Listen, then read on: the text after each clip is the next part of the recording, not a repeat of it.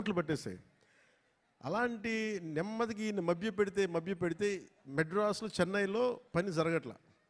ఒక నెల రోజులు చూశారు. ఈయనకి అర్థమైపోయింది, ఈయన ఇక్కడే ఉంచితే వీడు ఏ పని వీడు చెయ్యకపోగా నన్ను కూడా చెడగొట్టేస్తాను భయం వేసింది అనుకుంటా. ఆయన ఏమనేవాళ్ళు, చూస్తూ ఉండేవాళ్ళు. సో నన్ను ఫైనల్గా ఏం చేశారంటే, మా అన్నయ్య చిరంజీవి గారికి ఏం చెప్పారంటే, తమ్ముడిని నేను విశాఖపట్నం తీసుకెళ్తానండి, అక్కడ కొంచెం నాకు టీం అంతా ఉంటుందని.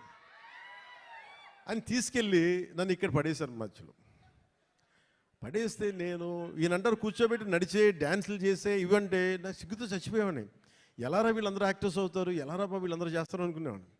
మరి మెల్లిగా నా చేత కొంచెం సిగ్గు, చిన్న మ్యూజిక్ ఫస్ట్ నాకు నేర్పించిందల్లా, ప్రారంభించింది సరస్వతి నమస్తుభ్యం అనే ఒక ప్రార్థనతోటి నాకు నా నటనా శిక్షణ మొదలైంది.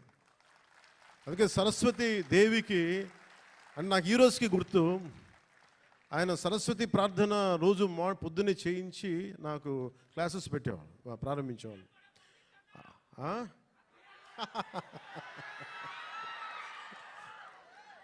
అలాగే ఆయన అలా స్టార్ట్ చేసి నాకు ముందు ఆటపాట చెప్పారు, మన ఉత్తరాంధ్ర ఆటపాట.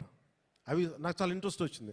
మెల్లిగా ఆయన్ని చిన్న ఏమంటుందో పాముని ఏమంటుందని ఒక వైల్డ్ యానిమల్ని ట్రైన్ చేస్తారు చూసారా, అలా కొద్దిగా ట్రైన్ చేసి ఒక 2 అక్కడ దాకా తీసుకొచ్చాను నన్ను. అంటే నోట్లో నుంచి ఒక వాక్యం, అమ్మ ఇట్రా నాన్న నేను బయటికి వెళ్తున్నాను చెప్పడానికి కూడా నేను తటపాయించే నా వ్యక్తిత్వానికి ఒక 1.5 hour ఒక స్ట్రీట్ ప్లే చేయించిన అంత బై ద ఎండ్ ఆఫ్ 2 నెలల్లో.